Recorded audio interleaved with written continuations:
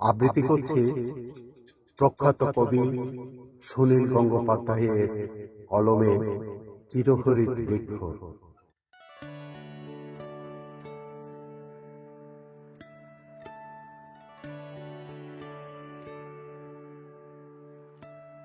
শ্মশানে পিতৃপুরুষের কঙ্কাল, তার ফাঁকে ফাঁকে শিরশির করে বয়ে যাচ্ছে বাতাস।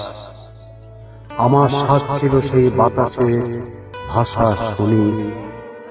একদিন তাই অন্ধকার নদীর কিনারায় নিভে আসা চিতাকুণ্ডের পাশে শুয়েছিলাম আমি, জীবন্ত।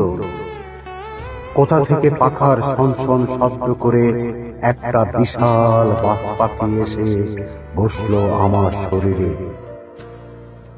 যে মেয়েটিকে কাল আমি স্বামীর গৃহে যেতে দিয়ে এসেছি, তার দৃষ্টির মতো তীক্ষ্ণ নখ দিয়ে সারা রাত সেই ভয়ঙ্কর পাখি ছিন্ন ভিন্ন করে খেল আমার শরীর। আমার চোখে মুখে বাহুতে ক্ষত, আমার রক্তে মিষ্ট রাত্রির শিশির। আমার প্রাণটাকে বার করে এনে কি ভেবে অবহেলায় আবার মৃতদেহের মধ্যে ঢুকিয়ে দিল সে। নিজের মৃতদেহ ভর করে আবার আমি জেগে উঠলাম। তাই প্রথম সন্তানের জন্ম দিতে পিতৃগৃহে আসা রমণীটি আমাকে আর চিনবে না। আমি ঘুরবো, আমি ফিরবো, গোপন করে আমার শরীর থেকে শবের গন্ধ। আর মাঝে মাঝে স্বপ্ন দেখব সেই শ্মশানের পাশে এক আশ্চর্য চিরহরিৎ বৃক্ষ।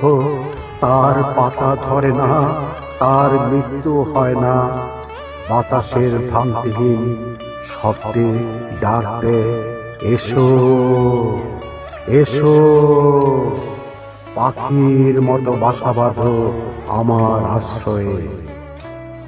সে আমার জন্মের আগেও বেঁচে ছিল, আমার মৃত্যুর পরও বেঁচে থাকবে।